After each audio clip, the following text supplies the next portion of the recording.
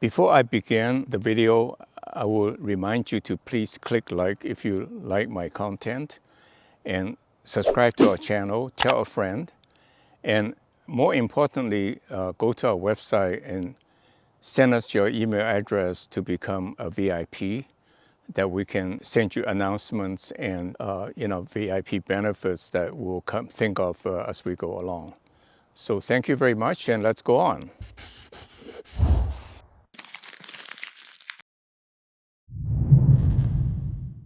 Hi, I'm Miltonchang with Bonsaiheirloom. Today I want to talk about Chapter 11 of our Bonsai 101 about buying your bonsai. So, of course, you can buy bonsai from a number of stores, I guess you call it, or website. You can go to your local bonsai shop if there's any. And I think very often, at least for me in the beginning, I buy bonsai from fellow bonsai hobbyists in bonsai clubs. And also I go to auctions where bonsai auctions sponsored by the bonsai club. So today I will talk about each that you can think about doing, and then the considerations and the ins and outs and what to do and what not to do. Before you think about getting a bonsai, plan ahead always, like everything else. Envision what you're going to be using the bonsai for. So for example, you may want to buy a bonsai to place right next to an antique piece or a piece in your living room to accentuate your accent display. By the way, yes, you can keep bonsai in your house. You just have to transpose in and out so that they get adequate sunlight for photolysis. And then you can also think about, for example, for the antique, you may want to have a big bonsai, but for compatible with the item to accentuate. But next to your workstation, your computer, you may want a medium-sized bonsai, and which is like $295 starter bonsai.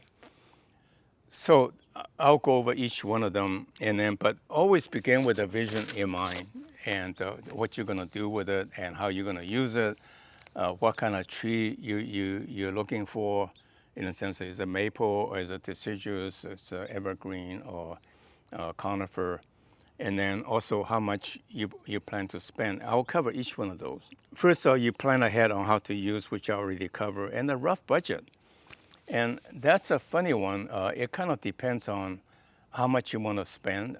It's based on how affordable you can and your priority. I mean, you don't need to be very rich to spend a couple $100 on a bonsai tree, but don't pay too much attention to the price to the extent within reason, but pay attention to the look, the quality, and how they will pleases you.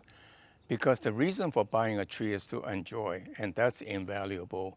Whereas how much you spend, you can easily blow it on a very expensive dinner. And then frankly, you'll forget how much you spend after a while when you're enjoying the tree.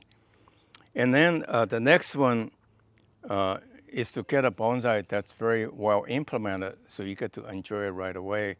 You don't want to buy a tree you're starting to have trouble shooting the tree. And frankly, I don't think there's anybody out there that makes bonsai as nice bonsai as we do. We pay a great deal of attention. We know how to do it. No sloppiness. Every tree will meet our standard to go out of the bonsai heirloom door. So do consider it that it's a factor because in some sense there's some truism in what you get what you pay for. And so buy a nice tree so you get to enjoy it right away. And be somewhat flexible in your choices. You may have a preconceived idea, but be flexible if you see a nice tree that you really like. Be opportunistic, because every tree is different. And so these are the few considerations before you even start buying a tree. So you define the tree, how you're going to use it, whether you're going to put it next to your antique, or put it on your patio, or next to your workstation. But plant ahead that would somewhat define the shape and for that matter, for sure, the kind of a tree that you'll get. And again, I personally like the bigger bonsai because bigger bonsai is more prominent. People don't have to come close up to see a nice little shohin and say, oh, wow, great. But at a distance, and frankly, it will start looking nice from the very beginning because at distance, people don't seem to pay attention, can't notice all the flaws. But as you close up, then it has to be infinite detail. Like a shohin really has to be done meticulously well so you can enjoy your bonsai quicker. Again, keep in mind that bonsai is an outdoor tree by and large. Even tropical trees like ficus are basically outdoor trees. They will survive indoor, but they really thrive outdoor. That's different. So keep your tree outdoor from time to time. Well, I hope you enjoyed the video so far. We got a lot more going on. This is about halfway. Please click like if you like my content, and subscribe to our channel, tell a friend, and more importantly, go to our website and sign up to become a VIP for goodies. And find the right cultivar for you. You know, for certain, it's all very subjective, but in certain locations you prefer deciduous trees. In other settings, you prefer a conifer. So make those decisions. And finally, the advice is that don't be too adventuresome. You may see a nice flowering tree or something really nice, but stick to the traditional material because it would look nice over time. I'll give you one example. When I built my home and I built my design and built my own garden, I didn't go for the popular trees the landscapers typically use because they are very nice looking green, grow quickly and looking green very nice quickly, but they never look magnificent. They always look like a big lump of green. Whereas I select every tree with the right cultivar that will eventually look magnificent on its own. And today, 28 years later, I think my garden is very respectable, including trees that I started from a seed, that I took the trouble to go to Arboretum to see how the trees look like mature, and started from a seed. So that's the kind of long-term vision you have to apply to your bonsai when you acquire. I think it's less a problem if you buy a bonsai from a established bonsai hobbyist. Well, even bonsai hobby is a real problem because there's so much misinformation in bonsai over the years, from word to mouth, passing on the best practices. Some of them are really not applicable universally, but applicable to some specific. And then it's passed along, hey, you must do that. And pretty soon it becomes gospel, which is really ain't true. Again, make sure the trees are well implemented. Actually, not with the expensive potting material that are almost universal on expensive bonsais. I think you have to follow a very specific set of rules that bonsai hobbyists know to keep those trees healthy and alive, but not so much for everyone that are casual individual who want just want a bonsai tree to enjoy. The soil that we mix is very common sense, good topsoil, sandy loam, and plus organic material, and plus perlite to add porosity for air. It's almost indestructible so long as you keep your bonsai moist, never let the root ball dry out.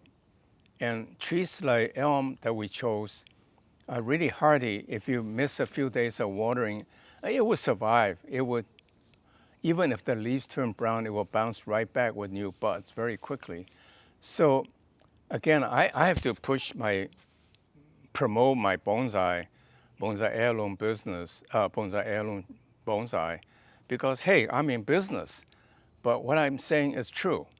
You can take my word for it. That's how we build our reputation and our brand. Okay, so when you buy a bonsai, whether you go, I mentioned bonsai website, consider bonsai heirloom, compare critically. Go to bonsai nurseries, which you can find like Yamaguchi in Orange County, and then in the Sacramento Valley, there are quite a number of them.